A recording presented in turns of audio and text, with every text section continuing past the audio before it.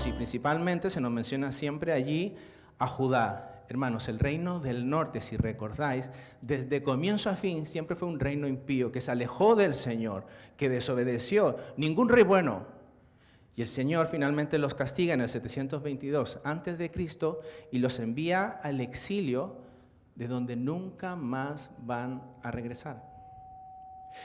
¿Qué pasa con Judá entonces? ¿Qué pasa con su hermana Judá? ¿Qué pasa con ese pueblo? ¿Habrá aprendido la lección? ¿Habrá prestado atención a lo que ocurrió con su hermana, el reino del norte?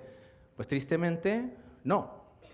Sabemos y tenemos claro dónde acabó la historia de este reino. Es cierto, hermanos, que a lo largo de la historia el reino del sur tuvieron reinos y reyes buenos, pero también malos. Tan malos que le llevaron tristemente en el año 586 a.C., bajo el juicio del Señor, a ser deportados, como bien recordáis, a Babilonia. Deportados, toda la ciudad, todo este reino. Por eso es que tristemente nosotros escuchamos de oprobio de Jerusalén, la destrucción de Jerusalén, la destrucción del templo de Jerusalén a consecuencia de alejarse de la palabra de Dios, a consecuencia de no prestar atención a los verdaderos profetas del Señor que decían: volveos al Señor, volveos a su palabra, volveos a sus mandatos. A diferencia del reino del norte, hermanos, el Señor, por su pura gracia, por su pura misericordia, por su pura fidelidad, los va a enviar a la deportación, pero con una promesa de restauración. 70 años pasarían allí en el exilio antes que el mismo Señor los trajese para restaurarles otra vez allí en Jerusalén. Y esa historia nos la cuentan dos libros, Esdras y Nehemías. Esdras nos cuentan de los dos primeros retornos de los judíos. El primer lugar, si recordáis, lo hace a través de Zorobabel. Fue el primero que lidera el primer retorno del pueblo del Señor allí a Jerusalén, y luego por Esdras mismos. Si recordáis también, en esa época lo que se restaura es el templo y la adoración en el templo. Fijaos qué importante. Pero luego, unos 14 años después, aparece Nehemías. Y ya nos acercamos a la época en donde ahora nosotros nos debemos posicionar. Y si recordáis, probablemente lo que venga a vuestra mente es la reconstrucción de los muros. La protección, la renovación ahora de la ciudad. Una ciudad sin muros no es una ciudad, está expuesta a peligros, a ladrones, a saqueos. Por eso es tan importante la obra de Nehemías en cuanto a la reconstrucción de los muros de la ciudad, para protegerla, para guardarla. Pero no es todo lo que se reconstruye en la época de Nehemías, porque llegamos al capítulo 8 y escuchamos ahora de otra reconstrucción, no solo de piedras y cemento, de una reconstrucción del corazón, de un pueblo que había sido enviado al exilio por su desobediencia, por no querer escuchar la palabra del Señor, por no mostrar amor a su Dios y a su palabra. Y ahora, ¿qué escuchamos de este pueblo? Traednos la palabra de Dios. Queremos escuchar la palabra del Señor. Por eso vemos aquí una reconstrucción espiritual, una senda ahora por la cual el pueblo va a querer andar justamente para servir al Señor, para mostrar amor, obediencia, reverencia a su Dios. Un pueblo que se comprometía a seguir a su Dios y ya no a seguir a falsos dioses. Que se comprometía a escuchar a los verdaderos profetas de Dios y no ya a falsos profetas que le enviaban tras los falsos ídolos y dioses de las otras naciones. Por eso, hermanos, que en el versículo 1, ya teniendo este contexto, escuchamos el peso de estas palabras, y que dice en el versículo 1 que se juntó todo el pueblo como un solo hombre, con un mismo espíritu, con un mismo deseo, con un mismo anhelo. Se reunieron todos para decir: traednos la palabra del Señor. Fijaos que probablemente hablamos de un pueblo de 50,000 personas. Pero el amor por el Señor produce esta unidad. Produce este único deseo. Amor por el Señor y amor por su palabra.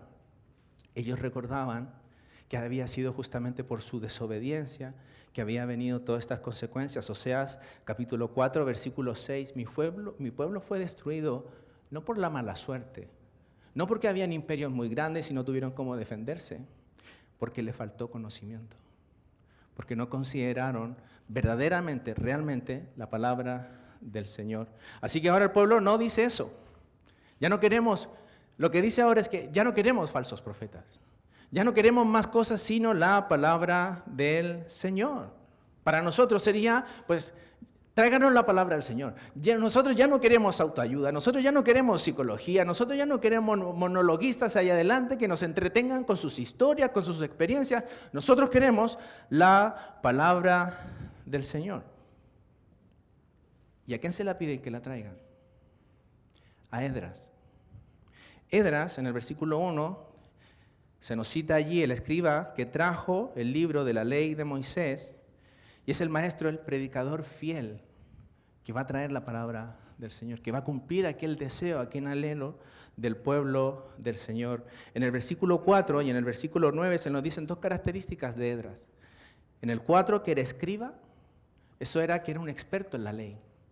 Era un estudioso de la palabra del Señor. Toda su vida la había dedicado para estudiar a fondo, en profundidad, la palabra del Señor. No alguien que sabe todo de la palabra del Señor, pero alguien que la estudia a profundidad, que ha tomado en serio el considerar la palabra del Señor. Y en el versículo 9 nos dice que era un sacerdote. Alguien ahora que ha dedicado su vida al servicio de Dios allí en el templo. O sea, en resumen, hermanos, es un hombre que está dedicado completamente toda su vida hacia Dios, hacia su palabra, hacia servirle, reverenciarle, obedecerle. Hermanos, eligieron a un hombre que no iba a venir con chistes. Eligieron a un hombre que se tomaba la palabra de Dios en serio y la enseñaba de esa manera. Pero no solo eso, hermanos, porque en el capítulo 7 de Esdras se nos dice otra característica más de él. En el capítulo 7, versículo 10 del libro de Esdras, dice lo siguiente: porque Esdras, y prestad atención, dice, había preparado su corazón para inquirir la ley de Jehová, lo que hemos visto, un hombre dedicado, consagrado para el Señor, pero prestad atención ahora a estas dos características más que se anuncian sobre Esdras: para cumplirla y para enseñar en Israel sus estatutos y decretos. Para cumplirla. Él no era solo un intelectual, no era solo una persona de despacho capaz de saber muchas cosas, sino que la vivía. Él obedecía la palabra del Señor, se la tomaba en serio para su propia vida. Era alguien que vivía conforme a la sabiduría que aprendía de la palabra del Señor. Todo su conocimiento se podía ver también a través de su vida, de cómo él vivía, de cómo se comportaba. Él era, hermanos, un ejemplo del poder transformador que tiene la palabra de Dios. Y eso, hermanos, es lo que debe ser cualquier siervo del Señor que predica su palabra. Por eso es que en 1 de Timoteo, capítulo 3, versículos del 1 al 7, cuando habla de que el que anhela obispado, buena cosa desea, es un buen deseo, es un buen empezar, pues también hay unos requisitos que cumplir. Porque el hombre que predica la palabra del Señor debe ser un hombre maduro, debe ser un ejemplo de discípulo de Cristo, un reflejo que es un verdadero discípulo de Cristo, un hombre maduro, un hombre que va en primera línea mostrando justamente la obediencia y reverencia a la palabra del Señor, y luego así es que la enseña. Es que Él la expone al resto de las demás personas. Pero ¿veis la relación? Es alguien que estudia la palabra del Señor, alguien que vive la palabra del Señor y alguien que ahora la expone, no para mostrar ser cuánto conocimiento tiene, sino que para que los demás vivan conforme a la palabra del Señor, que su motivación, lo que le lleva, lo que le mueve es que otros sean también discípulos de Cristo, maduros, fieles y reverentes a su buen Dios. Es alguien que no está dispuesto a condicionar su enseñanza. Él enseña fielmente la palabra del Señor, porque lo que busca es que otros vivan para la gloria y honra de su buen Dios. Y Él es la cara visible también del resto de los que están sirviendo allí en Nehemías capítulo 8, de estos levitas que se nos mencionan allí en el versículo 7 y en el versículo 8, que dice que hacían entender al pueblo la ley. Y en el versículo 8 dice que ponían el sentido de modo que entendiesen la lectura. Su trabajo, su esfuerzo, lo que ellos buscaban era que las demás personas entendiesen, comprendiesen lo que se estaba enseñando. Hacer lo más fácil, lo más claro, lo que significan las Escrituras, cómo debíamos vivirla, cómo debíamos comportarnos según lo que nosotros aprendíamos. En otras palabras, asegurarse que cuando decimos el Señor dice así, pues realmente el Señor dice así. Nosotros esto lo conocemos como predicación expositiva, hermanos, pero existe desde el comienzo de los tiempos. No hay ideas propias, no hay gustos propios, no hay experiencias propias, no hay nuevas revelaciones, no hay historias para entretener. Está únicamente la exposición fiel de la palabra del Señor. ¿Y por qué tanto cuidado entonces? Por recordar el contexto, recordar de dónde vienen estas personas y a consecuencia de qué. Es que no hay nada más que pueda transformar el corazón de un hombre. No hay nada más que tenga el poder suficiente para transformar ese corazón y que nos lleve ahora a amar al Señor y alejarnos de los falsos dioses, a consagrarnos para Él, a vivir para Él, para su gloria, para su honra. No hay nada en el mundo más que la palabra del Señor, el Espíritu obrando en nosotros por medio de su palabra que nos haga sabios para vivir la vida que al Señor le gusta. Así que, hermanos, ¿qué es lo que necesita? Nueva vida. Para continuar por esta senda, para poder seguir siendo un lugar en donde los hermanos son bendecidos, son alimentados, son afianzados, crecen en madurez. ¿Qué necesitáis? ¿Necesitáis más actividades? ¿Necesitáis llenar el calendario de reuniones? ¿Necesitáis, hermanos, mejor música? ¿Necesitáis, hermanos, más músicos? ¿Necesitáis mayor iluminación, luces más oscuras, más tenues? Necesitáis, hermanos, lo que el pueblo del Señor ha necesitado siempre. La bendita y gloriosa palabra del Señor, enseñado por hombres fieles que amen y busquen seguir al Señor y que otros sigan también al Señor. Ser ese único cuerpo, ese pueblo unido, que tiene ese único anhelo, esa única pasión. Traednos el libro, traednos la palabra del Señor, porque allí está la forma en que nosotros podemos ser librados de volver a caer en la desobediencia y apartarnos de nuestro gran Dios. Allí está la forma en que nosotros podemos ser librados del mundo, del engaño, de la tentación, de la seducción de este mundo. Eso en primer lugar. En segundo lugar, lo que quisiera hacerles considerar, hermanos, ¿por qué esta confianza? ¿Por qué depositar toda nuestra confianza, toda nuestra seguridad en la palabra del Señor? Pues eso es lo segundo que vamos a ver, porque es el libro que Jehová dio a su pueblo, el libro que Jehová dio a Israel. Por eso es allí la importancia, ese es el valor que tiene este libro, por eso es que nosotros no podemos estar dispuestos a cambiarla. En el versículo 1 sí, es donde nos dice que es el libro de la ley de Moisés. En extensión para nosotros son los 66 libros que contiene la palabra del Señor, pero fijaos lo que dice allí en el versículo 1. Estoy en Nehemías capítulo 8, versículo 1. Cuando habla de la palabra del Señor, la cual Jehová había dado a Israel. El Señor les dio, el Señor les concedió, el Señor les dejó sus palabras a su pueblo. Dios dejó un regalo no solo para ellos, sino para nosotros. Su palabra revelada para nosotros. Y hermanos, esto tiene dos cosas importantes en las cuales reflexionar. En primer lugar, de que Dios nos haya dado su palabra es sin duda en cuanto a la inspiración de la palabra del Señor. Es su palabra, es su voz, lo que nosotros tenemos aquí. La Biblia, hermanos, no es un libro que se le ocurrió al hombre. No es un libro que se le ocurrió a Moisés o a Nehemías. Qué bueno sería tener algo acerca sobre Dios. Vamos a ponernos a pensar cómo nos gustaría que fuese ese Dios, que fuese santo, que fuese justo, que fuese tierno, que fuese amoroso.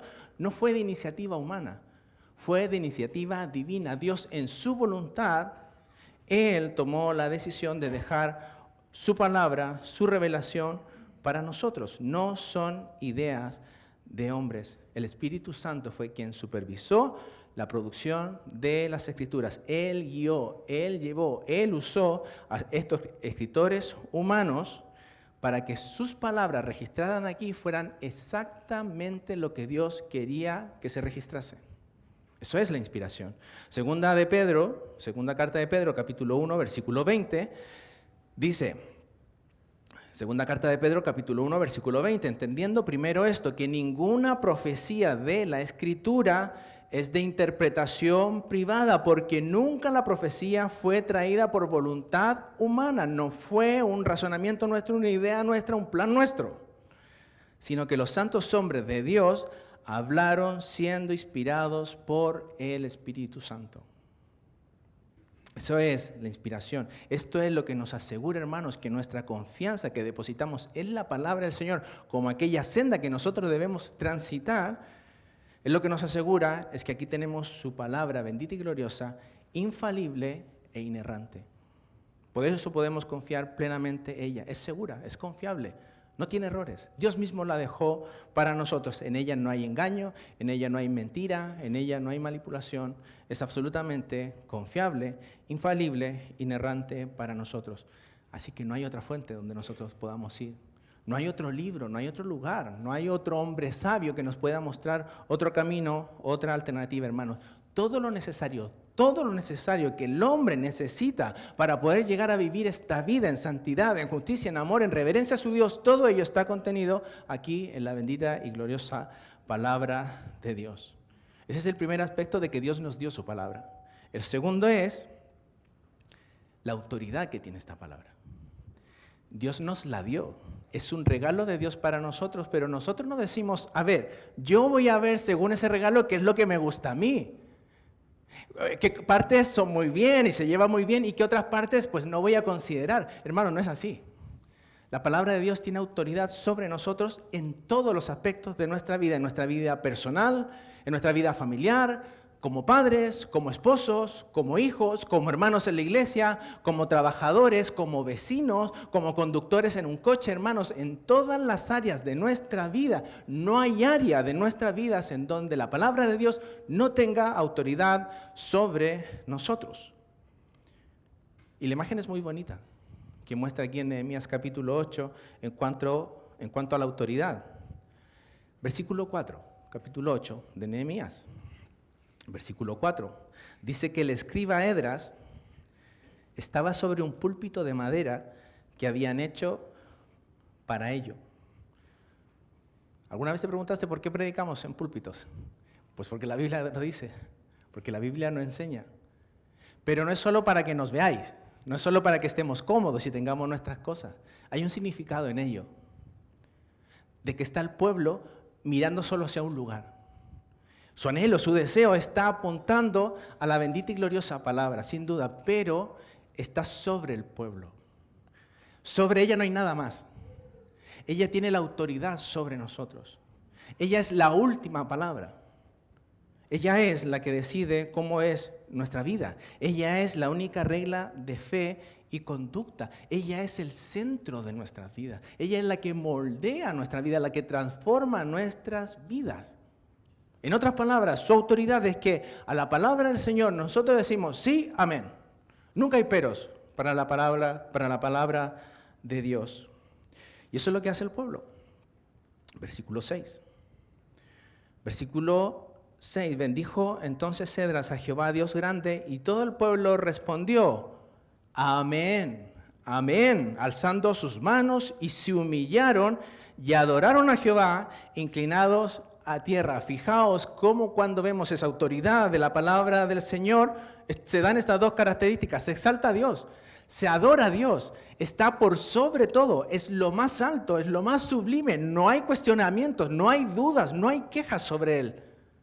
Y fijaos dónde está el pueblo, humillado, pero obediente, agradecido de Dios. El hombre está en segundo plano, en humildad, en humillación, pero no solo eso, luego se verá que está llorando, pero que también está siendo consolado, que también hay gozo en sus vidas. Por eso, hermanos, esa es la senda que vosotros debéis caminar en plena seguridad, en plena confianza, que si vais bajo la palabra del Señor, resguardados en cuanto a ella, unidos en cuanto a ella, vais por la senda correcta. La bendita, gloriosa, inspirada, inerrante palabra de Dios.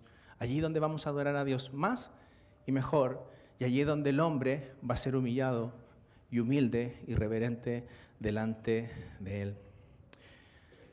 Lo último que quiero que podamos considerar, hermanos, esta mañana es justamente la obra, la transformación que hace la palabra del Señor. Lo único que puede transformar nuestra vida, lo único que puede cambiar un corazón duro, un corazón rebelde. Lo único que puede hacer que ese afecto, ese amor hacia el pecado que nosotros seguimos teniendo, pueda ser roto y destruido a través de la palabra del Señor, de cómo Él obra por su Espíritu en nosotros a través de la palabra del Señor. Y fijaos que hay unos cuantos aspectos que quisiera mencionar, que son muy bonitos también, en cuanto a ello de cómo el Señor estaba obrando en medio de este pueblo. En el versículo 3 nos dice que la predicación de Esdras fue desde el alba hasta el mediodía. Eso, hermanos, son entre 4 a 6 horas que el pueblo del Señor estuvo escuchando la predicación de Esdras. No sé si vosotros habéis escuchado, pero este es un buen versículo para todas aquellas personas que dicen que el hombre solo puede mantener su atención 40 minutos. Si tú le das algo más de 40 minutos, listo, ahí se acabó porque no somos capaces de mantener nuestra atención. No solo tenéis este versículo, pero también si habéis ido alguna vez al cine, habéis visto que la gente se vaya a los 40 minutos. Si habéis visto un partido de fútbol, habéis visto que la gente se va al acabar el primer tiempo. Y no estamos animando a que tengáis, yo no voy a predicar 4 horas, hermanos, hoy. Y no va en cuanto a tiempo, no va en cuanto a duración. Está hablando de la actitud del pueblo.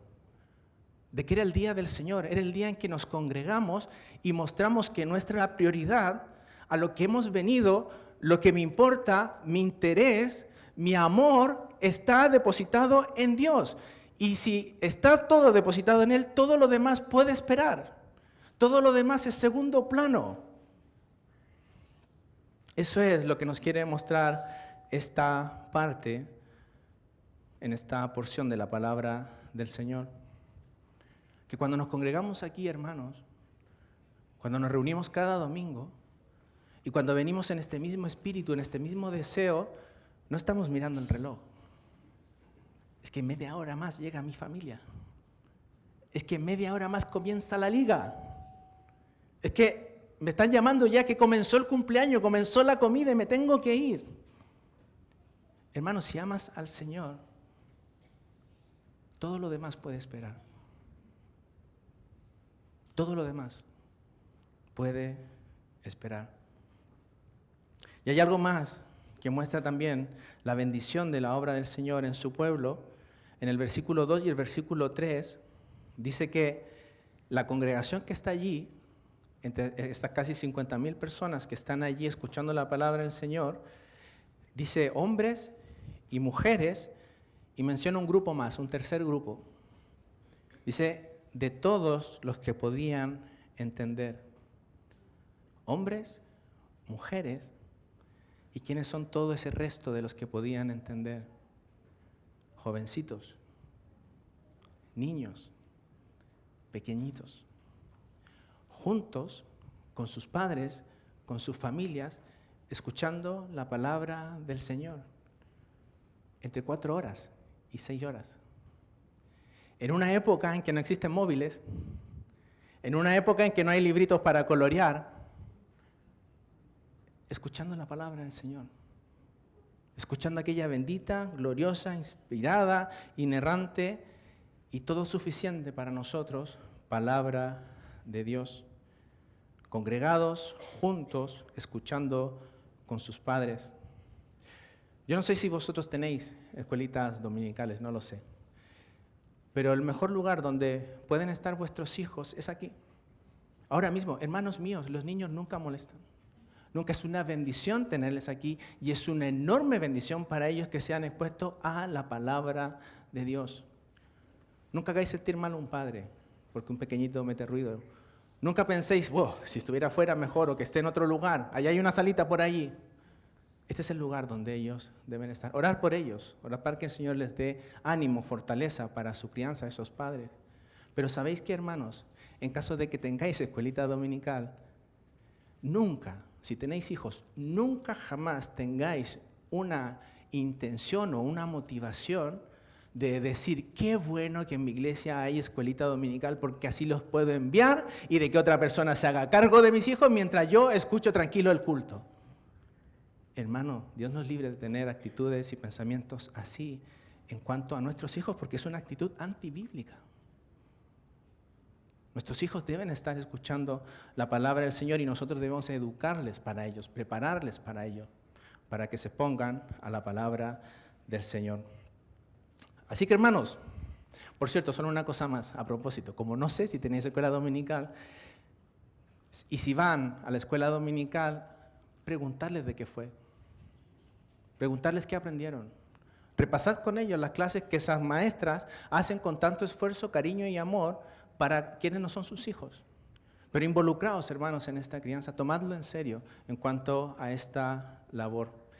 Así llegamos entonces a esta obra, como anuncié en este tercer punto, a la obra que el Señor hace en este pueblo a través de la exposición fiel de la palabra del Señor. Un pastor decía que cuando la palabra del Señor se expone fielmente es como un león rugiente.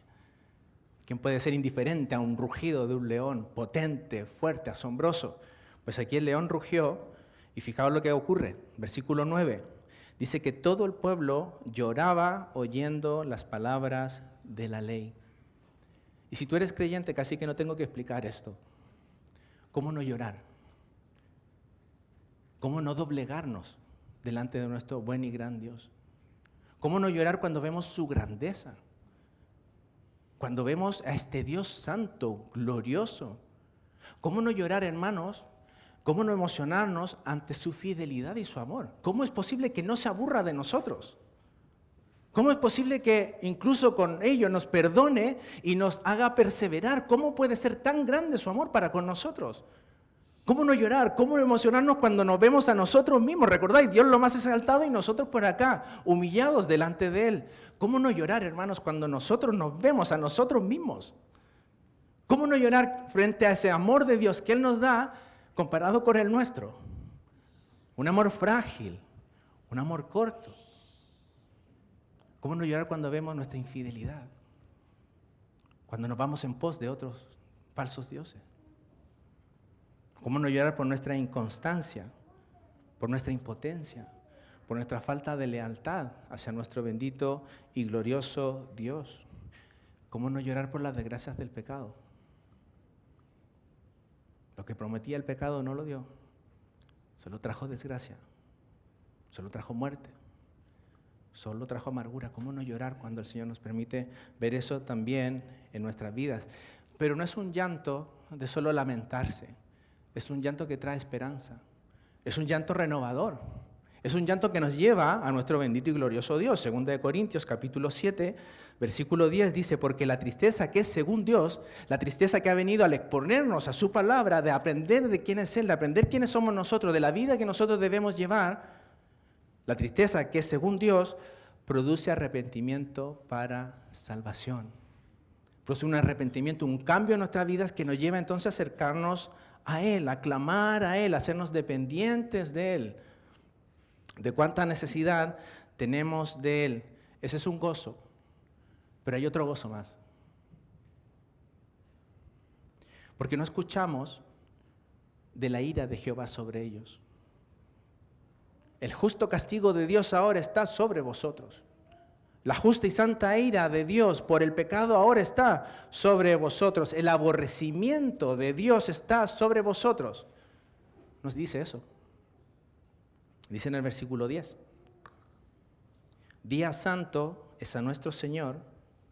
No os entristezcáis, porque el gozo de Jehová es vuestra fuerza.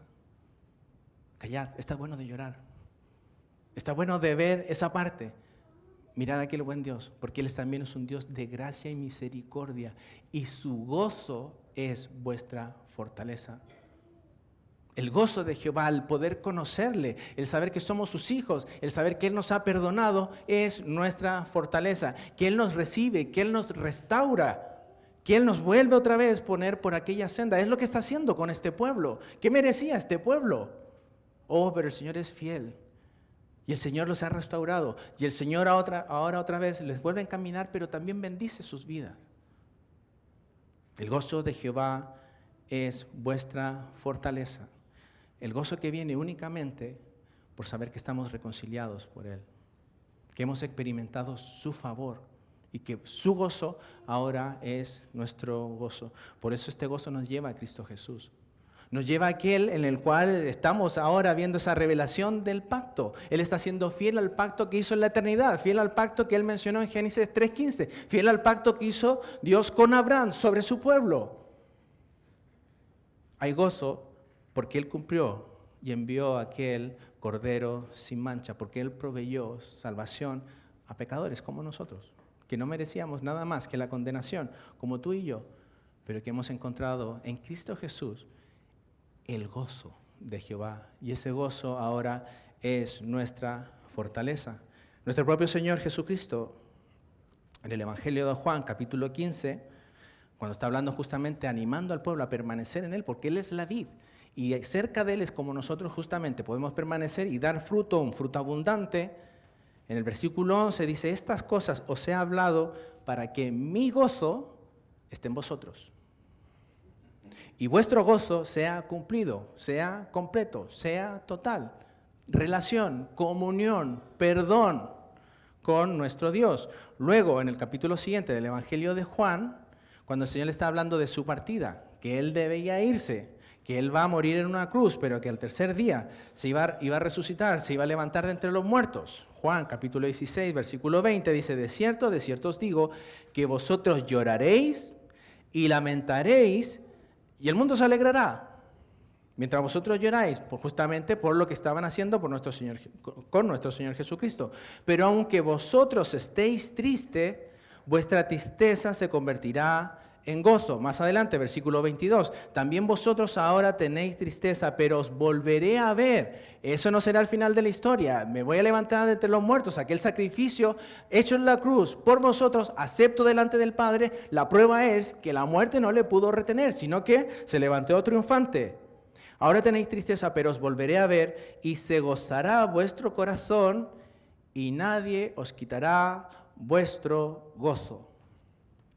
El gozo de Jehová es vuestra fuerza. Así que hermanos y querido amigo, aprovecho. Fíjate que hay solo dos caminos, dos tipos de personas, dos tipos de vivir, dos tipos de manera de vivir en esta vida. Hay dos pecadores. Hay uno que cuando ve el pecado en su vida, no ama el pecado, sino que ama a Dios.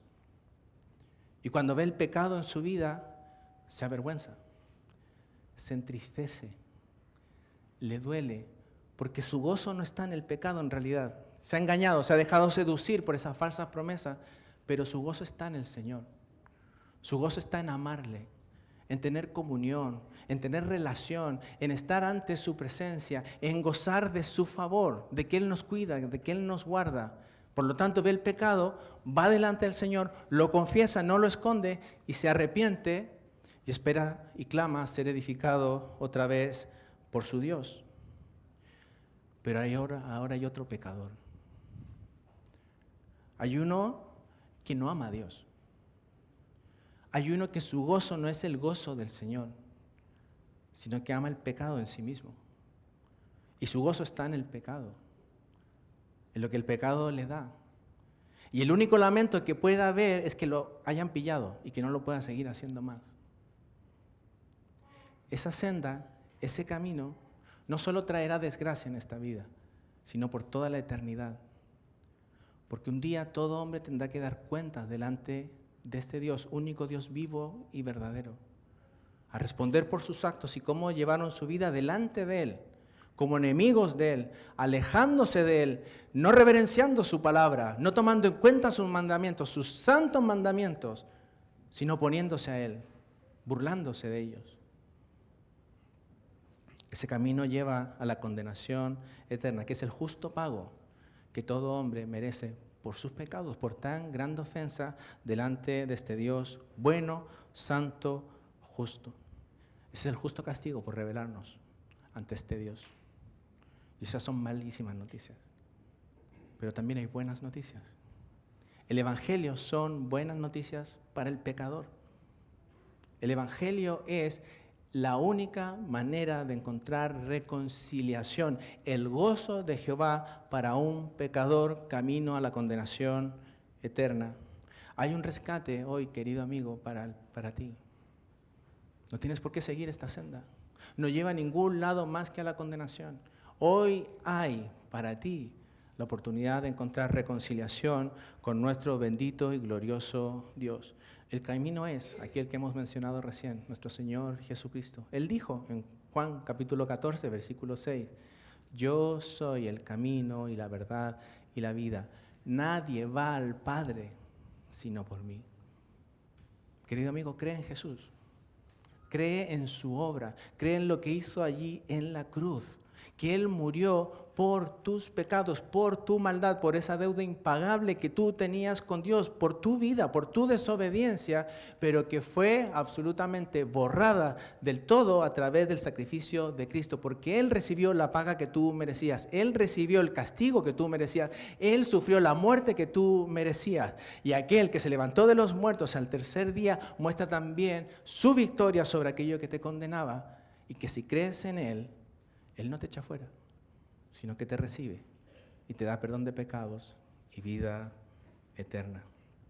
No hay otro Salvador, no hay otro camino. Hermanos, el pasaje termina de una forma muy hermosa, una imagen tan hermosa de lo que debe ser la iglesia. Versículo 12. Dice que todo el pueblo se fue a comer y a beber y a obsequiar porciones y a gozar de tanta alegría porque habían entendido las palabras que les habían enseñado. Ahora es un pueblo gozoso. Hermanos, este pueblo se fue tras falsos dioses porque ellos prometían gozo. Ellos prometían felicidad. Ellos prometían libertad, pero ¿dónde encontró el pueblo de Dios su gozo, su libertad, su deleite? Obedeciendo al Señor. Obedecer al Señor, vivir para el Señor, estar dispuestos, seguros, confiados a seguir esta senda de su palabra, hermanos, no nos va a hacer unos amargados. No nos va a hacer una iglesia muy aburrida, que no tiene vida. Todo lo contrario, hermanos. Mostrarán que el gozo del Señor es vuestra fortaleza. Fijaos que hay un pueblo que se goza y que luego celebra, y que luego comparte, y que luego se reúne. No querráis alterar el orden. El fruto de vivir el gozo del Señor, de vivir para Él, de seguirle a Él, es querer compartir con los demás. Es querer estar juntos los unos con los demás. Es tener actividades y reuniones los unos con los demás, hermanos. No intentéis cambiar el orden y pensando que si tenemos muchas actividades, muchos compromisos, vamos a tener una iglesia más sana, más grande y más santa. No es así, hermanos. Es fruto de que nuestras pisadas están tras la senda de nuestro gran Dios. Quiero, hermanos, que en 10 años más, 20 años más, 50 años más, aquí en la iglesia bíblica, Vida Nueva, se sigue escuchando. Pastor, predicador, tráenos el libro. Queremos escuchar la palabra del Señor. Tráenos la palabra del Señor. Vamos a orar.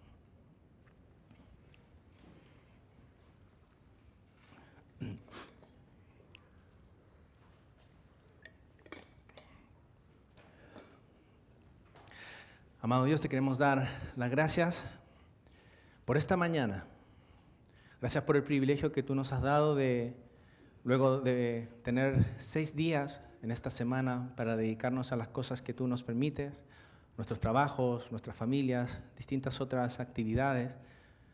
Nos has dado este regalo de tener un día para consagrarnos a ti, para parar nuestra mente en nuestra actividad y poder centrarnos tranquilamente en aquello que en la semana justamente tantos compromisos no nos dejan tener, que es poder detenernos a pensar en ti, a lo grande que tú eres, a que tú eres el único Dios vivo, verdadero, Rey y Señor de toda esta creación, el cual por su gracia y su misericordia nos llamó, el cual viendo lo sucio y lo inmundo de nuestras vidas, tuvo compasión de nosotros, sin desearlo, sin merecerlo, siendo impíos, endurecidos, tú un día apareciste en nuestras vidas y nos diste gracia, nos diste fe y nos llevaste a Cristo Jesús. Señor, gracias por poder reunirnos con otros hermanos con los cuales compartimos nuestra fe. Señor, gracias por el regalo de la comunión y poder vivir nuestra vida de fe juntos los unos con los otros. Señor, gracias por esta iglesia local. Gracias por la bendición que es de poder reunirnos en este barrio, pudiendo ser luz y sal en medio de ellos, poder compartirles este glorioso evangelio que puede traer reconciliación para sus vidas, de librarles de la condenación a la cual ahora se dirigen. Señor, gracias por los pastores de esta iglesia. Gracias por su trabajo, gracias por su dedicación, gracias por su amor a ti y a sus hermanos. Señor, bendíceles, guárdales, dales ese compromiso férreo como el que mostraba Esdras y los levitas que hemos considerado. Dale, Señor, esa decisión de predicar tu palabra y nada más. Dale la convicción y la seguridad de que ella es suficiente, de que ella es todo lo que necesita tu pueblo para ser alimentados. También te pedimos, Señor, de manera especial que tú bendigas la vida de Peter y de Sharon ahora que regresan a su país. Gracias, Señor, por su amor que han extendido, su gracia, su servicio para con todos nosotros los que estamos aquí, tantos otros hermanos, tantos otros ministerios de los cuales ahora nosotros disfrutamos por el bien que tú has traído a través de ellos. Te pedimos que tú les sigas bendiciendo, Señor. Te pedimos que tú les sigas usando allá ahora donde estén y en la iglesia donde se vayan a congregar. Señor, permite que esta iglesia local pueda ser una iglesia de testimonio férreo, que te sigue a ti y que te ama. Dale celo a cada uno de mis hermanos aquí congregados. Dale pasión por ti, no solo los domingos por la mañana, sino cada día de sus vidas, en cada momento, que ellos puedan estar considerando su necesidad, su dependencia a tu palabra y que tengan gratitud por poder tener, Señor, la bendición de tener completa tu palabra en nuestros hogares. ¿Cuántos hermanos, Señor, a lo largo de la historia no tienen la bendición, no tuvieron la bendición de poder tenerlas en sus hogares, de poder tenerla en tantas traducciones que facilitan el estudio, de poder tener comentarios? Y nosotros tenemos un privilegio enorme que tantas veces nosotros desaprovechamos. Te pedimos, Señor, que tú nos guardes. Te pedimos, Señor, tu bendición para con nosotros. Te pedimos todo en el nombre de nuestro Señor Jesucristo. Amén.